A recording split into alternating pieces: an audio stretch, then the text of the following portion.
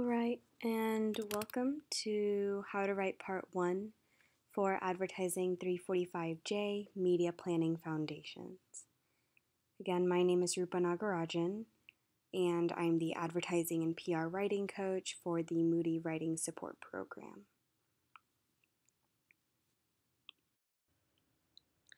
This is just an overview of this presentation here.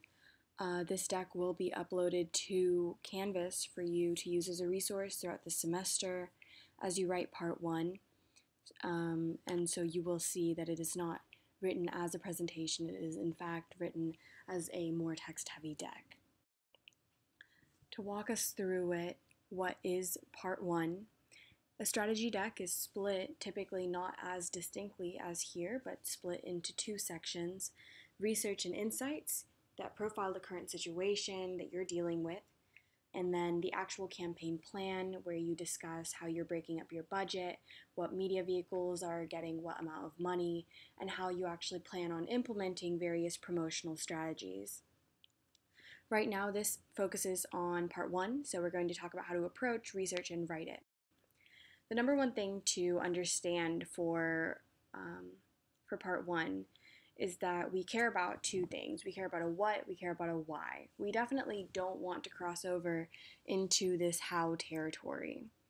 So you want to explain to your reader that what the research has actually taught you about your brand, your competitors, all the research that you've done, and then you're going to explain why that's strategically relevant. But you're not going to discuss at all how your agency is leveraging these insights. In fact, this is something that you shouldn't even really think about for Part 1 yet, and if you do, it should be at the tail end whenever you have completed your research, whenever you've already written all of your profiles and almost all of the content for Part 1.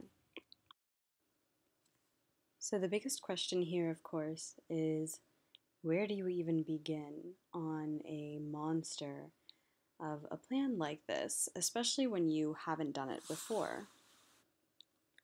And Part 1 and the section headers that you already have, like brand profile and competitive profile, already tell you a lot of what's required. And this presentation doesn't cover all of that, so make sure that you are definitely making a little checklist of everything that you need to make sure that you're covering all your bases. Part 1 is really about showcasing insights that you have derived from the research that you've done that will later become relevant for your actual strategy. And so you should always think, and this is something that I emphasize throughout this presentation, about the strategic relevance of the information that you're finding. Starting off with your research, the first step of research here is to do a very broad, all-encompassing dive into all of the types of research, all the types of information that you need regarding your brand and your geography and your demographics of the people who live there. This is really just to acquaint yourself with the overall situation and should not at all be something that you're approaching from an idea of what you think you already know. You should go into this as if you are walking into something completely blind. Make sure that none of your assumptions about any of these topics are getting in the way of your discovery of new information that could be very important. Then you're going to dig into pertinent information. This is a deeper dive into things that you find relevant, so don't just leave it at a demographic level. Dig into the psychographics of the people in your locale. This is really just about making sure that your research is not just wide and encompassing, but deep as well, so that you can actually, for the third step, form connections between the information you have and the required sections for Part 1. This is when you categorize what information goes where. Information about competitors, for example, clearly go into the competitive profile section, but information about your brand and the brand philosophy don't just belong in the brand profile. It's also relevant for your overall situation analysis and for simply showcasing to your client that you do have a firm understanding of the brand overall, which is always more appealing. Then, of course, you're going to move to your writing, which is where you're going to be reporting your facts and your findings, and especially your insights for part one, making sure to tell us why you're including what you are. So this is a page of research reminders that you should definitely keep in mind as you do your research. The first thing is that everything that you are getting from an external source needs to be cited through footnotes, which is the industry standard. So make sure that you're keeping track of your sources as you're doing your research and you know where you got all your information from. I have both a format and an example at the bottom of the slide here for you to reference whenever you need to. The second is that Lisa really wanted me to emphasize the difference between discovery and confirmation research again. You've heard of this, but of course, part one is all about keeping an open mind and making sure that you're not approaching your research through the scope of assumptions that you've already made or strategies or plan that you've already formulated, because that's not what you're doing yet. Part one's really about figuring out all the information you can and getting an objective and accurate picture of the entire scenario. So avoid confirmation research, and also recognize that the quality of your research matters because it's also about how you interpret your findings rather than just the sheer quantity of it. So I've mentioned strategic relevance during this presentation so far, but the big question is, how do we know whether something's strategically relevant or not? Well, here's a hypothetical seasonality example. So if you find in your research from whatever source that the average high in Minnesota exceeds 80 degrees Fahrenheit only in June, July, and August, which client is this important to include? Is it the one where they don't have any, where seasonality has no influence on them? Or is it where, for an ice cream brand, seasonality matters a lot? Sometimes things won't be as clear cut as this, and you will have to dig into your brand and the product category to figure out whether information that you find is relevant or not, which is why it's important to combine your insights, to combine your findings and form insights from them. And so it's not expected of you to be able to look at a single piece of information and to be able to derive an insight from that single piece. It's all about combining your findings and learning as you go. So, Lisa always talks about the so what, and this is sort of the breakdown for that. You've done your research, there's way too much because you have so much information out there regarding all of the things that are relevant for you to find. So it's time for us to narrow down what you should be including. If you ask yourself, so what, for every single one of your findings, then you get to the answer of what's actually relevant to the situation. Combine your findings into insights, as I was saying, and then explain them.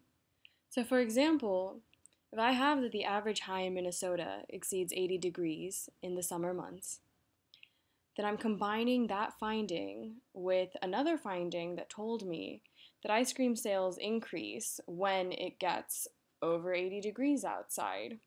I cite both of these sources and I combine them into a single sentence that tells me the why I'm including the fact that the average high in Minnesota is this temperature and the fact that ice cream sales can increase whenever it gets hot outside.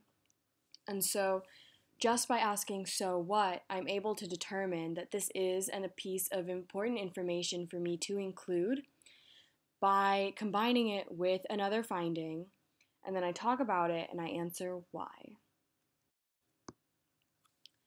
So this kind of reiterates what I was just saying, but just for everyone to keep in mind, the biggest part one pitfall is too much show and tell and too little strategic insight.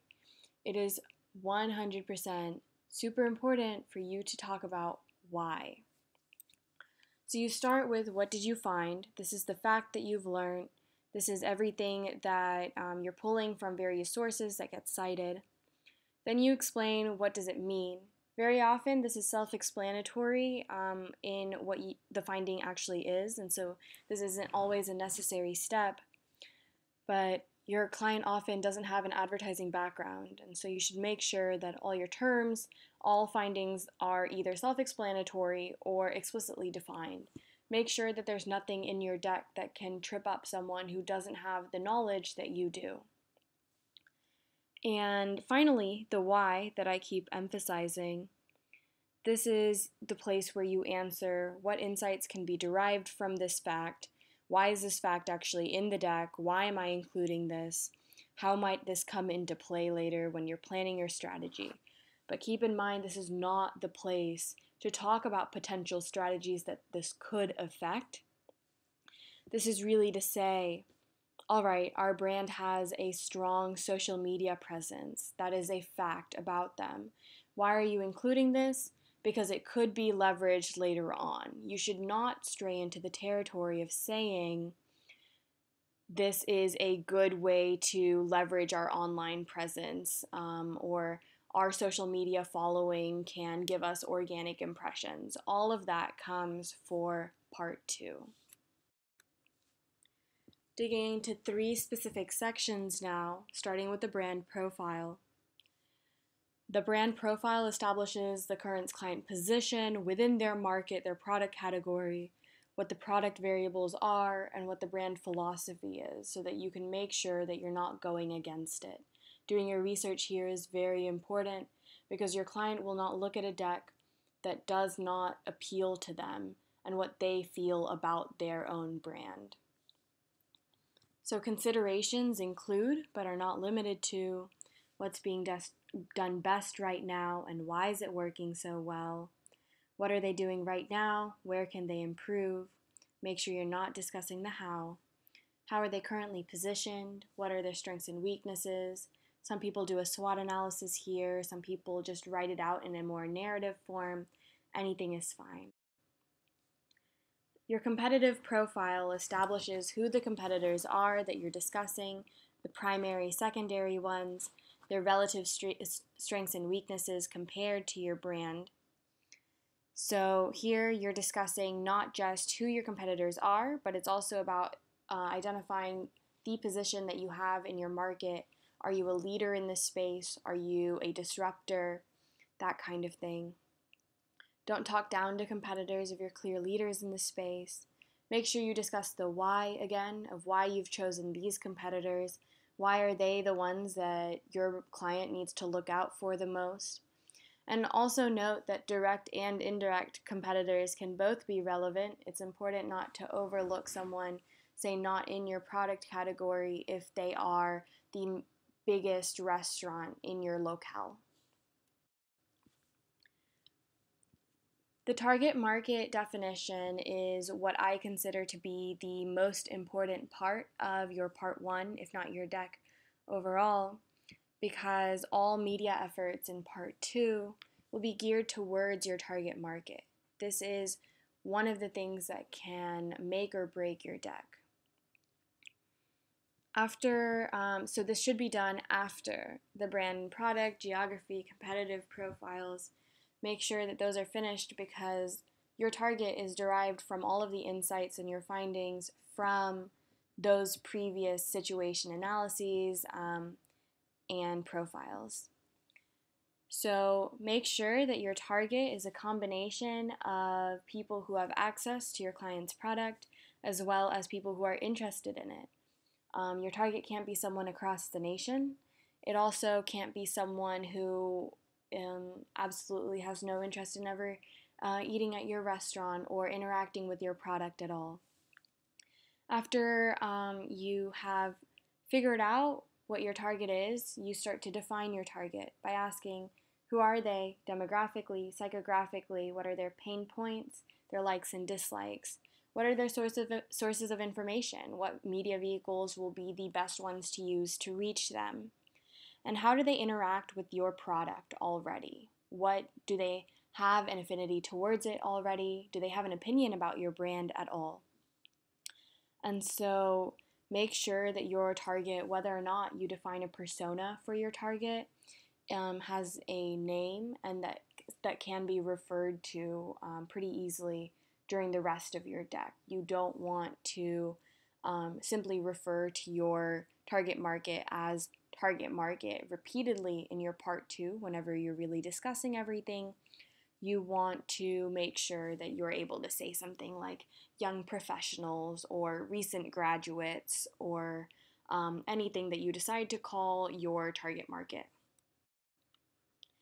As for final reminders, a couple things that I just want to make sure I emphasize. Always explain why. Cite everything. And then, while I didn't discuss this already, keep your options open when creating the media menu. Make sure that you're not already thinking about media strategies and then limiting your scope in your part 1 already. Media strategies come later. Don't start thinking about your budget.